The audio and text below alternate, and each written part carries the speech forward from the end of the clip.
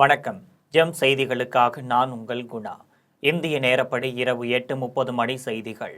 முதலில் ஜெம் தலைப்பு செய்திகளை காணலாம்.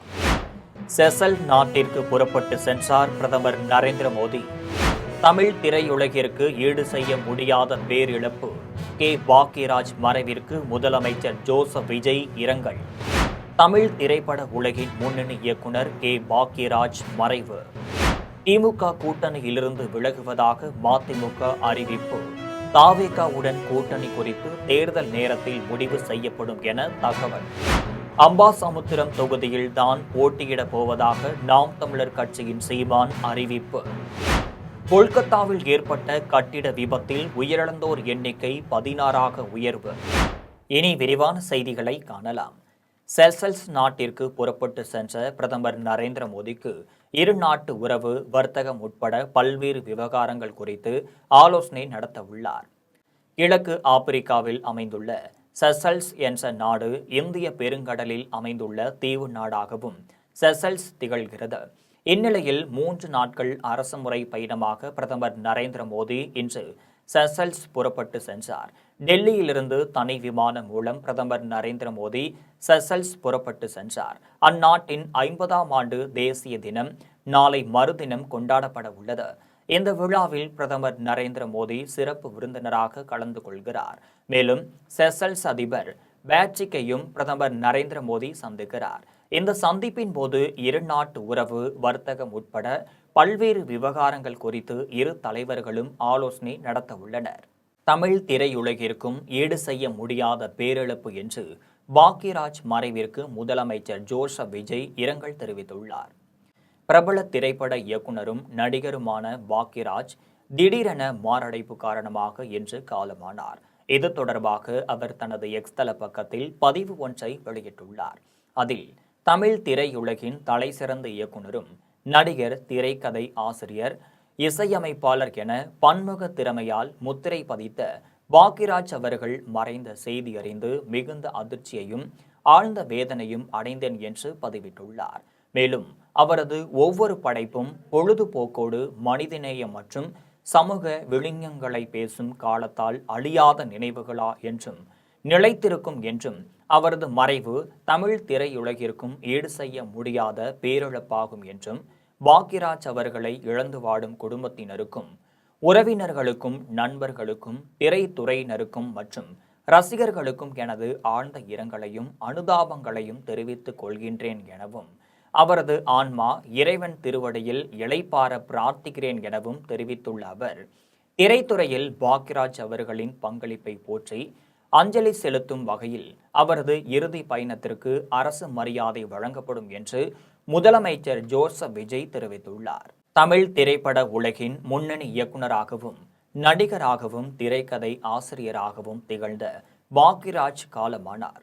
1953ஆம் ஆண்டு ஜனவரி 7ஆம் தேதி ஈரோடு மாவட்டம் வெள்ளக்கோவிலில் பிறந்த பாக்யராஜ் இயக்குனர் பாரதி ராஜாவிடம் உதவி இயக்குனராக தனது திரை பயணத்தை தொடங்கினார். அதன் பின்னர் சுவர் இல்லாத சித்திரங்கள் என்ற திரைப்படத்தின் மூலம் இயக்குனராக அறிமுகமானார்.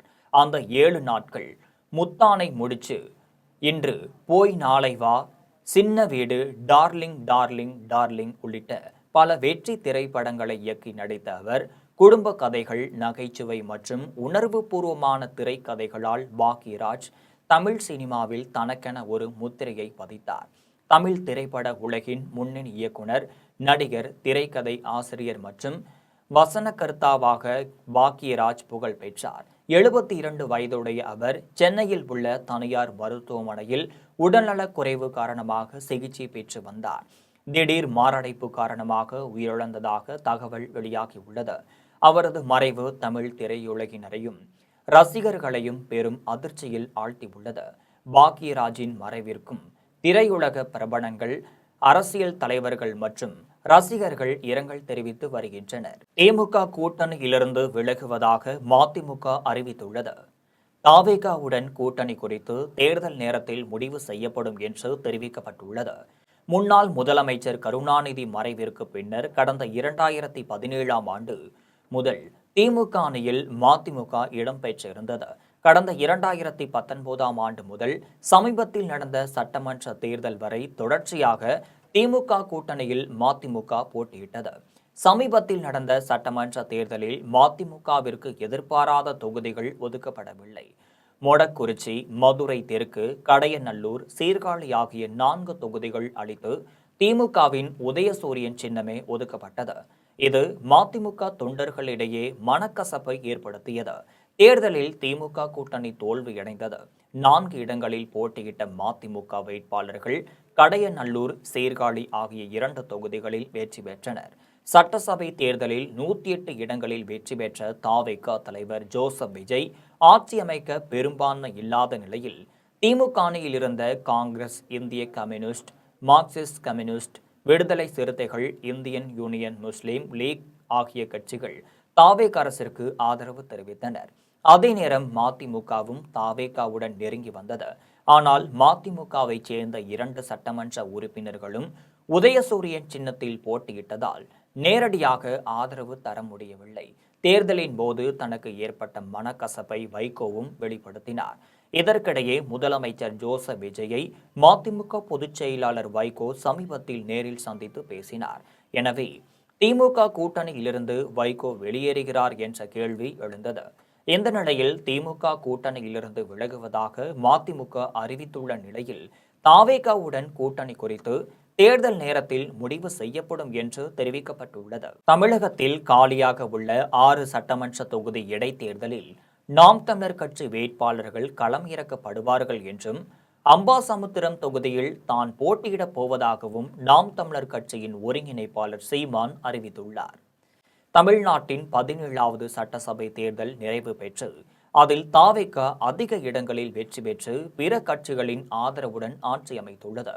முதலமைச்சர் ஜோசப் விஜய் வெற்றி பெற்ற 2 தொகுதிகளில் ஒன்றான திருச்சி கிழக்கு தொகுதியை ராஜினாமா செய்தார். அதேபோல் அதிமுக சார்பில் விராலிமலை தொகுதியில் போட்டியிட்டு வெற்றி பெற்ற டாக்டர் விஜயபாஸ்கர், மதுராந்தகம் தொகுதி மரகதம் குமரவேல், பெருந்துறை தொகுதி ஜெயக்குமார், தாம்பரம் தொகுதி சத்தியபாமா, அம்பாசமுத்திரம் தொகுதி இசக்கி சுப்பையா ஆகிய 5 பேர் தங்கள் சட்டமன்ற பதவியை ராஜினாமா செய்தனர். அந்த வகையில் இந்த 6 தொகுதிகளும் காலி இடங்களாக அறிவிக்கப்பட்டனர். இந்த தொகுதிகளில் இடைத்தேர்தல் நடத்தப்பட உள்ளது. அதற்கான பணிகளை தேர்தல் ஆணையம் தொடங்கியுள்ளது. இந்த நிலையில் அம்பாசமுத்திரம் தொகுதியில் நாம் தமிழர் கட்சியின் தலைமை ஒருங்கிணைப்பாளர் சீமான் போட்டியிட உள்ளார். இது தொடர்பாக சீமான் செய்தியாளர்களை சந்தித்து பேசினார். அப்போது 6 தொகுதிகளில் எந்த தொகுதிகளில் போட்டியிடலாம் என்று ஆலோசித்த போது அம்பாசமுத்திரம் தொகுதி உகந்ததாக இருக்கும் என்றும் முடிவு செய்துள்ளேன் என்றும், இந்த தொகுதியில் நான் போட்டியிடுவது உறுதி என்றும், இடைத்தேர்தல் நடைபெறும் 6 தொகுதிகளிலும் நாம் தமிழர் கட்சி வேட்பாளர்கள் களம் இறக்கப்படுவார்கள் என்றும், எத்தனையோ களத்தை சந்தித்து விட்டேன், இந்த களத்தையும் சந்திக்க தயாராகிவிட்டேன் என்றும் நாம் தமிழர் சீமான் தெரிவித்துள்ளார். கொல்கத்தாவில் ஏற்பட்ட கட்டிட விபத்தில் உயிரிழந்தோர் எண்ணிக்கை 16ஆக அதிகரித்துள்ளது. மேற்கு வங்காள மாநிலம் கொல்கத்தாவின் தாராதலா பகுதியில் ஷியாமா பிரசாத் முகர்ஜி துறைமுகத்திற்கு சொந்தமான பகுதியில் சேமிப்பு கிடங்கு கட்டும் பணிகள் நடைபெற்று வந்தனர். கட்டுமான பணியில் தொழிலாளர்கள் 30க்கும் மேற்பட்டோர் ஈடுபட்டு வந்தனர். அப்போது எதிர்பாராத விதமாக கட்டிடத்தின் மேற்கூரை இடிந்து விபத்துக்குள்ளானது. இந்த விபத்தில் தொழிலாளர்கள் அனைவரும் கட்டிட இடிபாடுக்குள் சிக்கிக் கொண்டனர். விபத்து குறித்து தகவல் அறிந்த காவல்துறையினர், மீட்புக் குழுவினர் விரைந்து சென்று மீட்பு பணியில் ஈடுபட்டனர். இதில் 17 பேர் படுகாயங்களுடன் மீட்கப்பட்டனர். ஆனால் விபத்தில் உயிரிழந்தோர் எண்ணிக்கை 16ஆக அதிகரித்துள்ளது. விபத்தில் ஏற்கனவே 15 பேர் உயிரிழந்த நிலையில் மருத்துவமனையில் சிகிச்சை பெற்று வந்தவர்களில் மேலும் ஒருவர் இன்று உயிரிழந்தார். இதனால் கொல்கத்தா கட்டிட விபத்தில் உயிரிழந்தோர் எண்ணிக்கை 16ஆக அதிகரித்துள்ளது. அதேவேளையில் கட்டிட விபத்து நடந்த பகுதியில் மீட்பு பணிகள் தொடர்ந்து நடைபெற்று வருகிறது. திமுக கூட்டணிக்கு இனி திரும்பும் பேச்சுக்கு இடமில்லை என்று மதிமுக பொதுச் செயலாளர் வைகோ அதிரடியாக அறிவித்துள்ளார். சென்னை அண்ணா நகர் பகுதியில் உள்ள தனியார் மண்டபத்தில் மறுமலர்ச்சி திராவிட முன்னேற்ற கழகத்தின் 32வது பொதுக்குழு கூட்டம் நடைபெற்றது. இதில் கட்சியின் பொதுக்குழு உறுப்பினர்கள், சிறப்பு அழைப்பாளர்கள் மற்றும் மாநில, மாவட்ட நிர்வாகிகள் கலந்து கொண்டனர். கூட்டத்தில் பல்வேறு அரசியல் மற்றும் அமைப்புசார் தீர்மானங்கள் நிறைவேற்றப்பட்டன. கூட்டம் நிறைவடைந்ததை தொடர்ந்து மதிமுக பொதுச் செயலாளர் வைகோ செய்தியாளர்களை சந்தித்து பேசினார். அப்போது திமுக எங்களை மதிக்கவில்லை, 4 தொகுதிகள் மட்டுமே என நிர்பந்தம் செய்தது என்றும் தன் மீதான குற்றச்சாட்டிற்கு பதிலளித்த அவர், வைகோ மரணத்திற்கு அஞ்சாதவன் பழி சொல்லுபவனுக்குத்தான் அஞ்சுவான் என்று தெரிவித்தார். மேலும் இடைத்தேர்தலில் தாவேகாவிற்கு ஆதரவு என்றும் உள்ளாட்சி தேர்தலில் தோழமையாக செயல்படுவோம் என்றும் திமுக கூட்டணிக்கு இனி திரும்பும் பேச்சுக்கே இடமில்லை என்றும் மதிமுக பொதுச் செயலாளர் வைகோ தெரிவித்துள்ளார். தமிழக அரசின் வருவாய்த்துறை சார்பில் மாணவர்களுக்கு வழங்கப்பட உள்ள அடையாள அட்டையில் சாதி மற்றும் மத குறித்த தகவல் இடம்பெறக்கூடாது என்று தூத்துக்குடியில் திமுக முன்னாள் அமைச்சர் கீர்த்தனா ஜீவன் வலியுறுத்தியுள்ளார். தூத்துக்குடியில் முன்னாள் அமைச்சர் கீர்த்தனா ஜீவன் செய்தியாளர்களை சந்தித்து பேசினார். அப்போது தமிழ்நாட்டில் உள்ள அமைச்சர்கள் சமூக ஊடக ரீல்ஸ் மோகத்தில் இருக்கிறார்கள் என்றும், கல்வி அமைச்சர் பள்ளியிலேயே நடனமாடுகிறார், இது குறித்து ஆங்கில நாளிதழ்களிலும் செய்திகள் வெளிவந்துள்ளனர் என்றும், இந்த செயல் தமிழகத்திற்கு தலைக்குனிவை ஏற்படுத்தியுள்ளது என்றும், தற்போதைய அமைச்சர்கள் தமிழ்நாட்டின் வளர்ச்சிக்காக எந்த ஒரு ஆக்கப்பூர்வமான பணிகளையும் செய்யவில்லை எனவும், தமிழகத்தின் டெல்லி சிறப்பு பிரதிநிதி பதவி கர்நாடக மாநிலத்தைச் சேர்ந்தவருக்கு வழங்கப்பட்டுள்ளதால் காவிரி நீர் விவகாரத்தில் அவர் எந்த மாநிலத்திற்கு சாதகமாக செயல்படுவார் என கேள்வி எழுப்பினார். மேலும் தாவேக அரசு வெளியிட்டுள்ள வெள்ளை அறிக்கை அனைத்தும் வெற்று அறிக்கையாகவே உள்ளது எனவும், முந்தைய திமுக அரசு வெளியிட்ட நிதிநிலை அறிக்கையிலேயே மாநிலத்தின் ஒட்டுமொத்த நிதி நிலைமை தெளிவாக குறிப்பிடப்பட்டிருந்தது எனவும் முன்னாள் அமைச்சர் தெரிவித்துள்ளார். காட்டுமன்னார் கோவிலில் சட்டமன்ற உறுப்பினர் அலுவலகத்தை சட்டமன்ற உறுப்பினர் ஜோதிமணி ரிப்பன் வெட்டி திறந்து வைத்தார். கடலூர் மாவட்டம் காட்டுமன்னார் கோவிலில் சட்டமன்ற உறுப்பினர் அலுவலகத்தை சட்டமன்ற உறுப்பினர் ஜோதிமணி ரிப்பன் வெட்டி திறந்து வைத்தார். அதன்பின் கட்சி தொண்டர்களுக்கும் பொதுமக்களுக்கும் இனிப்புகளுடன் அன்னதானம் வழங்கினார். முன்னதாக ஒடுக்கப்பட்ட தாழ்த்தப்பட்ட மக்களின் வாழ்வியல் விடியலுக்காக போராடிய தலைவரும் சட்டமன்ற உறுப்பினர் ஜோதிமணியின் தந்தையுமான பெருந்தலைவர் ஐயா இளைய பெருமாளின் 103வது பிறந்த தினத்தையொட்டி பேருந்து நிலையம் அருகிலுள்ள அவரது திருவுருவ சிலைக்கு சட்டமன்ற உறுப்பினர் ஜோதிமணி மலர் மாலை அணிவித்து மரியாதை செலுத்தினார். நிகழ்ச்சியில் மகளிர் விடுதலை இயக்க மாநில துணை செயலாளர் ராஜலட்சுமி, மண்டல துணை செயலாளர் ஆசிரியர் செல்வராஜ், மாவட்ட செயலாளர் மணவாளன், மாவட்ட பொருளாளர் வெற்றிவேந்தன், மாவட்ட செய்தி தொடர்பாளர் நாகராஜன், மாவட்ட துணை செயலாளர்கள் சக்திவேல் ராவணன், ஒன்றிய செயலாளர்கள் பிரபு, செல்வகுமார், இளந்தமிழன், ஓர்மதி, ஆனந்தமணி, நகர செயலாளர்கள் மகேந்திரன், பிரசாத், மகளிர் விடுதலை இயக்கத்தின் மாவட்ட செயலாளர் அமுதமொழி உட்பட பலர் கலந்து கொண்டனர். செங்கம் வட்டாட்சியர் அனுமதியுடன் செம்மண் கொண்டு சென்ற வாகனத்தை கனிம வளத்துறை அதிகாரிகள் சிறைப்பிடித்து புதுப்பாளையம் காவல் நிலையத்தில் ஒப்படைத்தனர். திருவண்ணாமலை மாவட்டம் செங்கம் சுற்று வட்டார பகுதிகளில் அதிக அளவில் கனிம வள கொள்ளை நடைபெற்று வருவதாக சமூக ஆர்வலர்கள் மற்றும் பொதுமக்கள் புகார் தெரிவித்து வந்த நிலையிலும், செங்கம் குயிலம் ஏரியில் செங்கல் சூளைகளுக்கு செம்மண் கடத்தி செல்வதாக கனிமவள அதிகாரிகளுக்கு கிடைத்த ரகசிய தகவலின் அடிப்படையிலும், குயிலம் அருகே செங்கல் சூளைகளுக்கு செம்மண் கொண்டு வந்த டிப்பர் லாரியை கனிமவள அதிகாரிகள் கையும் களவுமாக பிடித்து புதுப்பாளையம் காவல் நிலையத்தில் ஒப்படைத்தனர். அப்போது முறையாக செங்கம் வட்டாட்சியரிடம் அனுமதி பெற்றுதான் செம்மண் கொண்டு வந்ததாகவும் டிப்பர் லாரியின் உரிமையாளர்கள் தெரிவித்த நிலையில், அதனை ஏற்க மறுத்த கனிமவள அதிகாரிகள் செம்மண் கடத்தலில் ஈடுபட்ட வாகனங்கள் மீது காவல் நிலையத்தில் எழுத்துப்பூர்வமாக புகார் அளித்தனர். காஞ்சிபுரத்தில் விடுதலை சிறுத்தைகள் கட்சியின் புதிய நிர்வாகிகள் அறிமுக கூட்டம் நடைபெற்றது. காஞ்சிபுரம் சட்டமன்ற தொகுதியின் விடுதலை சிறுத்தைகள் கட்சியின் செயற்குழு மற்றும் புதிய நிர்வாகிகள் அறிமுக கூட்டம் நடைபெற்றது. கூட்டத்திற்கு காஞ்சிபுரம் மாவட்ட செயலாளரும் வழக்கறிஞருமான அருளானந்தன் தலைமை தாங்கினார். கூட்டத்தில் பங்கேற்றவர்களை காஞ்சிபுரம் மாநகர செயலாளர் செவிலிமேடு ரமேஷ், எம்ஜிஆர் நகர் வினோத்குமார் ஆகியோர் வரவேற்றனர். கூட்டத்தில் எழுச்சி தமிழரின் தனி செயலாளரும் மாமன்ற உறுப்பினருமான இள சேகுவாரா, முதன்மை செயலாளரும் சமத்துவ வழக்கறிஞர் அணியின் போராளியுமான ஷூப்பார் வேந்தன், தேர்தல் பணிக்குழுவின் மாநில செயலாளர் பாசறை செல்வராஜ், மாவட்ட பொருளாளர் திருமாதாசன், மாவட்ட செய்தி தொடர்பாளர் கனகராஜ் ஆகியோர் பங்கேற்று கருத்து வழங்கினர். கூட்டத்தில் மண்டல துணை செயலாளர் மதை ஆதவன், மாவட்ட துணை செயலாளர் சத்யா என்கின்ற இளமாறன் இந்திரா, அம்பேத்கர் வளவன் உட்பட பலர் கலந்து கொண்டனர். கூட்டத்தின் இறுதியில் ஒன்றிய செயலாளர்கள் பாக்குப்பேட்டை வழக்கறிஞர் சதீஷ், திருப்புக்குழி பூபாலன், ஏஞ்சம்பாக்கம் தினேஷ், தண்டலம் சிலம்பரசன் ஆகியோர் நன்றி தெரிவித்தனர். ஓய்வூதியர் சங்கத்தின் போளூர் வட்டக்கிளை சார்பில் 8ஆம் வட்டக்கிளை பேரவை கூட்டம் நடைபெற்றது. திருவண்ணாமலை மாவட்டம் போளூர் அரசினர் பெண்கள் மேல்நிலைப் பள்ளியில் காமராஜர் அரங்கில் தமிழ்நாடு அரசு அனைத்து துறை ஓய்வூதியர் சங்கம் மற்றும் போளூர் வட்டக்கிளை சார்பில் 8ஆம் வட்டக்கிளையின் பேரவை கூட்டம் நடைபெற்றது. கூட்டத்திற்கு வட்ட தலைவர் அபிபுல்லா கான் தலைமை தாங்கினார். வட்ட இணை செயலாளர் சந்திரசேகர், வட்ட துணைத் தலைவர்கள் குப்பன், மணி, தணிக்கையாளர் அருணாச்சலம், குமார், செல்வராஜ், சவுந்தரராஜன் ஆகியோர் முன்னிலை வகித்தனர். முன்னதாக குப்பன் அனைவரையும் வரவேற்று பேசினார். கூட்டத்தில் சத்துணவு, அங்கன்வாடி, ஊராட்சி செயலாளர்கள், கிராம உதவியாளர்கள், வனக்காவலர்கள், கிராமப்புற நூலகர்களாக பணிபுரிந்து ஓய்வு பெற்ற அனைவருக்கும் குறைந்தபட்ச ஓய்வூதியம் ரூபாய் 7,850 வழங்க வேண்டும். கம்யூட்டேஷன் பிடித்த காலத்தை 15 ஆண்டிலிருந்து 10 ஆண்டுகளாக குறைக்க வேண்டும். மருத்துவ காப்பீட்டில் ரூபாய் 497 பிடித்தம் செய்வதை குறைத்து அரசு ஊழியர்களுக்கு பிடித்தம் செய்வதை போல் பிடித்தம் செய்ய வேண்டும். குடும்ப பாதுகாப்பு நிதி ரூபாய் 50,000 2 லட்சமாக உயர்த்தி வழங்க வேண்டும். 70 வயதிற்கு மேற்பட்ட கூடுதல் ஓய்வூதியம் 10% வழங்க வேண்டும் என்பன உள்ளிட்ட பல்வேறு கோரிக்கைகளை வலியுறுத்தி தீர்மானம் நிறைவேற்றப்பட்டது. கூட்டத்தில் மாவட்ட இணை செயலாளர்கள் சரவணன், மணி, பன்னீர்செல்வம், அண்ணாமலை, ரவிச்சந்திரன், தீபக் மணி, ஜெயக்குமார், கிருஷ்ணமூர்த்தி, வட்ட இணை செயலாளர் முகமது கெளல்ஸ் உட்பட பலர் கலந்து கொண்டனர்.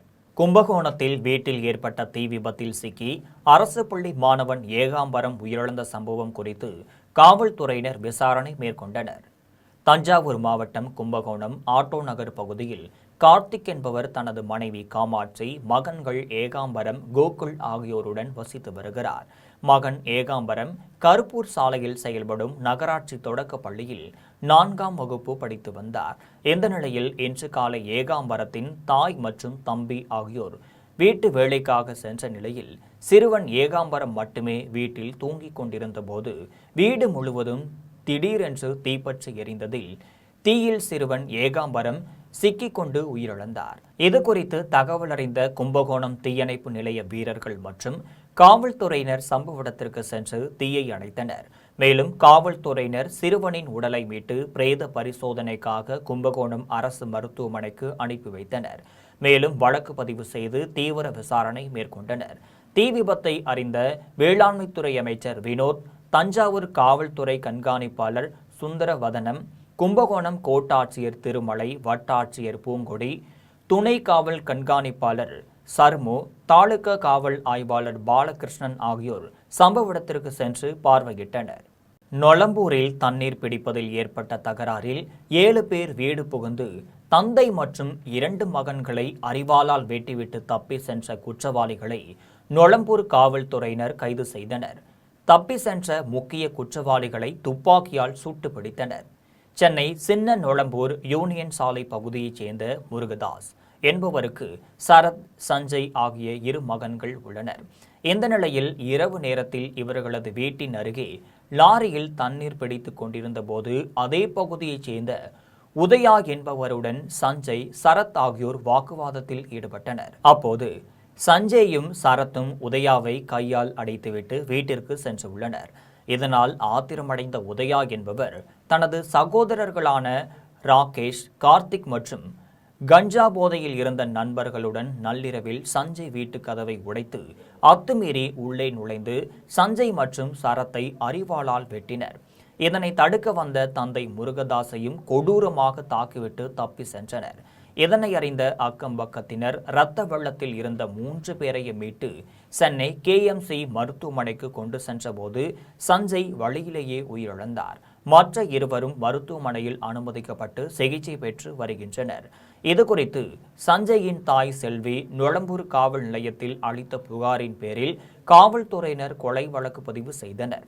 இதனிடையே குற்றவாளியை சுட்டுப்பிடிக்க சென்னை காவல் ஆணையர் முனைவர் அமல்ராஜ் உத்தரவிட்டதின் பேரில் முக்கிய குற்றவாளியான மதுரவாயிலைச் சேர்ந்த ரூபேஷ் என்பவரை காவல்துறையினர் பிடிக்க சென்றபோது அவர்களை தாக்கிவிட்டு தப்பித்ததால் உடனே காவல்துறையினர் குற்றவாளி ரூபேஷை துப்பாக்கியால் சுட்டு பிடித்தனர்.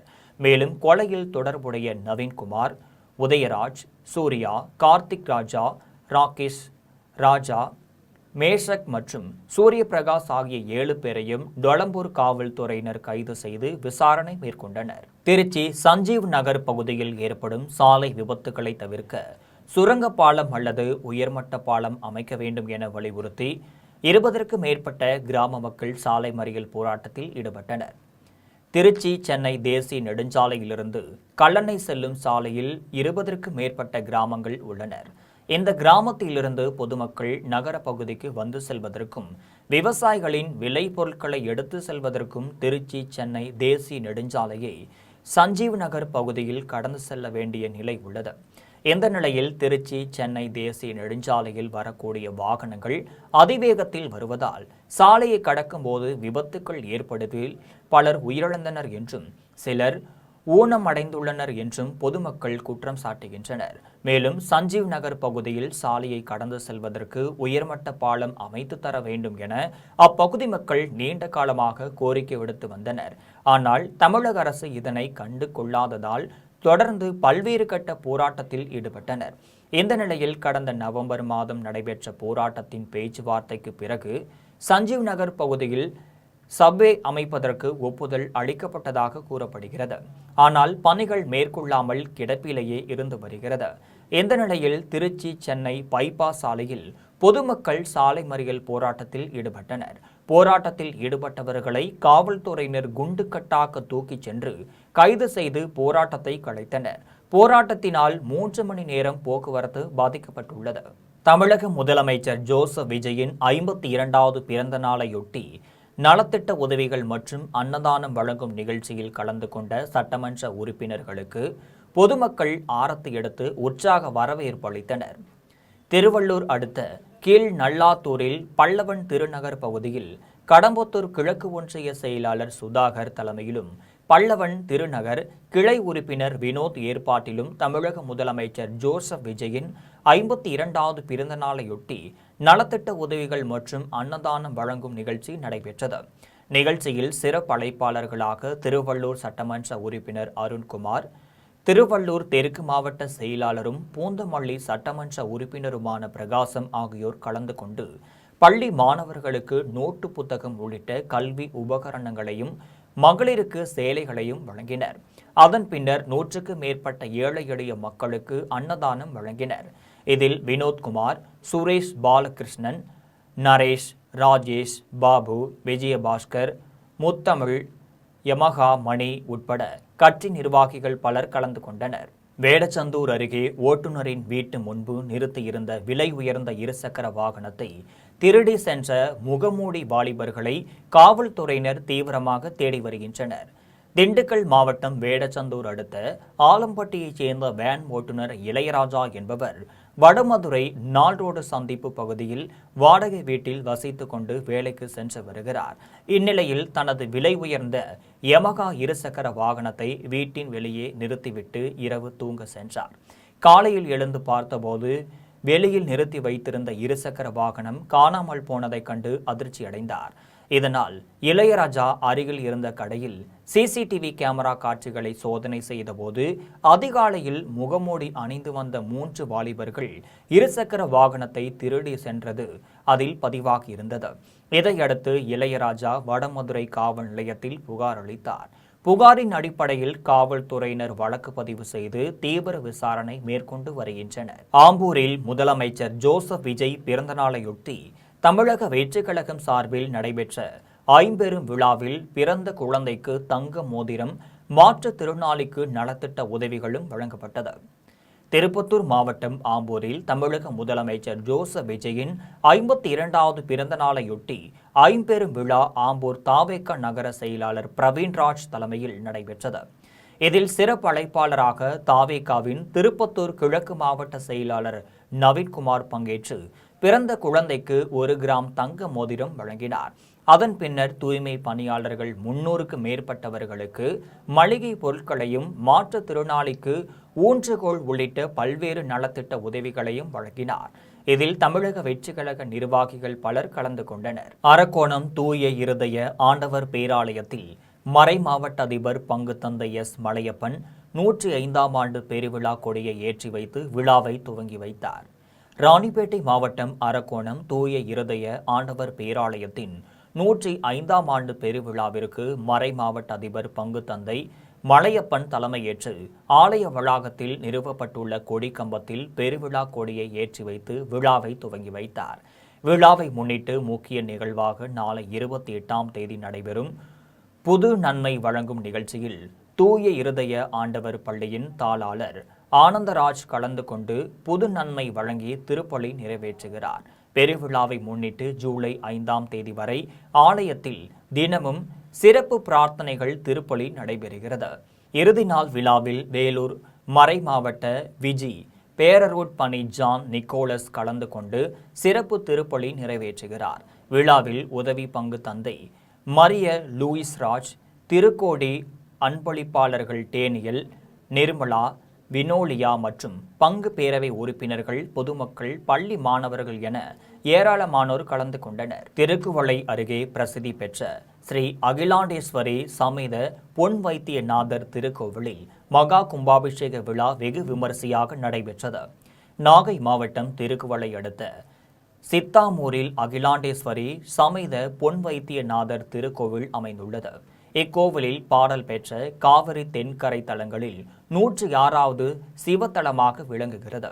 இக்கோவிலில் சேதமடைந்தால் கிராம மக்கள், உபயதாரர்கள் மற்றும் இந்து சமய அறநிலையத்துறையினரின் உதவியோடு திருப்பணிகள் நிறைவு பெற்றது. இதையடுத்து கோவிலில் கும்பாபிஷேக விழா நடைபெற்றது. விழாவில் முன்னதாக 25ஆம் தேதி 3ஆம் கால யாக பூஜையும் பூர்ணாகிதியுடன் தீபார்த்தனையும் நடைபெற்றது. இதையடுத்து சிவச்சாரியர்கள் யாகத்தில் பூஜிக்கப்பட்ட புனித நீரை மேளதாள வாத்தியங்களுடன் கோவிலின் கோபுரத்திற்கு எடுத்து சென்று கலசத்தின் மீது ஊற்றி கும்பாபிஷேகத்தை சிறப்பாக நடத்தினர். அதன் பின்னர் கோவிலில் திரண்டிருந்த பொதுமக்கள் மற்றும் பக்தர்கள் மீது புனித நீரை தெளித்தனர். இதையடுத்து பரிவார மூர்த்திகளுக்கும் புனித நீரால் அபிஷேகம் செய்யப்பட்டு தீபார்த்தனை காண்பிக்கப்பட்டது.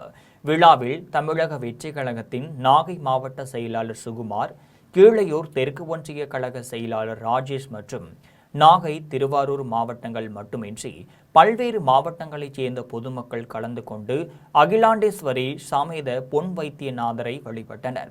விழாவிற்கான ஏற்பாடுகளை செயல் அலுவலர் விக்னேஷ், தக்கார் ராம்ராஜ் மற்றும் திருப்பணி ஒருங்கிணைப்பு குழுவினர், கிராம மக்கள் சிறப்பாக செய்திருந்தனர். மயிலாடுதுறை ஒழுங்குமுறை விற்பனை கூடத்தில் பருத்தி மறைமுக ஏலத்தில் ஒரு குவிண்டால் ரூபாய் 8,910க்கு விலை போனதால் விவசாயிகள் மகிழ்ச்சி அடைந்துள்ளனர். மயிலாடுதுறை மாவட்டத்தில் நிகழாண்டு 10,417 ஏக்கர் பரப்பளவில் விவசாயிகள் பருத்தி சாகுபடி செய்துள்ளனர். மயிலாடுதுறை, சீர்காழி, குத்தாலம், செம்பனார் கோவில் ஆகிய வேளாண் ஒழுங்குமுறை விற்பனை கூடங்களுக்கு விவசாயிகள் கொண்டு வந்து வைத்த பருத்தியை வியாபாரிகள் கொள்முதல் செய்தனர். ஆதார விலையாக குவிண்டால் ஒன்றுக்கு ரூபாய் 7,710 முதல் ரூபாய் 8,110 வரை விலை நிர்ணயம் செய்யப்பட்டுள்ள நிலையில் மயிலாடுதுறை, தஞ்சாவூர், திருப்பூர், சேலம், அரியலூர், கொங்கணாபுரம், கரூர், பண்ருட்டி உள்ளிட்ட தமிழகத்தின் பல்வேறு பகுதிகளில் இருந்தும் வியாபாரிகள் வந்து பருத்தி பஞ்சுகளை பார்வையிட்டு ஒரு குவிண்டால் அதிகபட்சமாக ரூபாய் 9,229க்கும் குறைந்தபட்சமாக ரூபாய் 8,299க்கும் பருத்தியை ஏலம் எடுத்தனர். சராசரி விலையை விட கூடுதல் விலைக்கும் பருத்தி ஏலம் போனதால் விவசாயிகள் மகிழ்ச்சி அடைந்துள்ளனர். காரைக்கால் அடுத்த திருநள்ளாற்றில் உள்ள ஸ்ரீ தர்பானேஸ்வரர் ஆலயத்தில் ஆனி மாத வளர்பிறை மகா சனி பிரதோஷம் நந்தினி பகவானுக்கு சிறப்பு பூஜைகள் நடைபெற்றது. புதுச்சேரி மாநிலம் காரைக்கால் அடுத்த திருநள்ளாற்றில் அமைந்துள்ள உலக பிரசித்தி பெற்ற அருள்மிகு ஸ்ரீ தர்பானேஸ்வரர் தேவஸ்தானத்தில் ஸ்ரீ சனி பகவான் ஆலயத்தில் ஆனி மாத வளர்பிறை மகா சனி பிரதோஷத்தை முன்னிட்டு ஸ்ரீ நந்தி பகவானுக்கும் மஞ்சள், பால், தயிர், விபூதி, சந்தனம் மற்றும் பஞ்சாமிர்தம் உள்ளிட்ட பல்வேறு திரவியங்களால் அபிஷேகம் நடைபெற்றது. அதனைத் தொடர்ந்து மகா தீபாரதனையும் காண்பிக்கப்பட்டது. ஆனி மாத வளர்பிறை மகா சனி பிரதோஷத்தில் ஏராளமான பக்தர்கள் கலந்து கொண்டு நந்தி பகவானை வழிபட்டனர். மீண்டும் ஜெம் தலைப்பு செய்திகள். செசல் நாட்டிற்கு புறப்பட்டு சென்றார் பிரதமர் நரேந்திர மோடி. தமிழ் திரையுலகிற்கு ஈடு செய்ய முடியாத பேரிழப்பு. கே. பாக்யராஜ் மறைவிற்கு முதலமைச்சர் ஜோசப் விஜய் இரங்கல். தமிழ் திரைப்பட உலகின் முன்னணி இயக்குனர் கே. பாக்யராஜ் மறைவு. திமுக கூட்டணியிலிருந்து விலகுவதாக மதிமுக அறிவிப்பு. தாவேகாவுடன் கூட்டணி குறித்து தேர்தல் நேரத்தில் முடிவு செய்யப்படும் என தகவல். அம்பாசமுத்திரம் தொகுதியில் தான் போட்டியிடப் போவதாக நாம் தமிழர் கட்சியின் சீமான் அறிவிப்பு. கொல்கத்தாவில் ஏற்பட்ட கட்டிட விபத்தில் உயிரிழந்தோர் எண்ணிக்கை 16ஆக உயர்வு. இத்துடன் ஜெம் செய்திகள் நிறைவடைகின்றன. மீண்டும் ஜெம் செய்திகள் இரவு 12 மணிக்கு. உடனுக்குடன் செய்திகளை காண gemlive.tv என்ற இணையதளத்தில் இணைந்திருங்கள். நன்றி, வணக்கம்.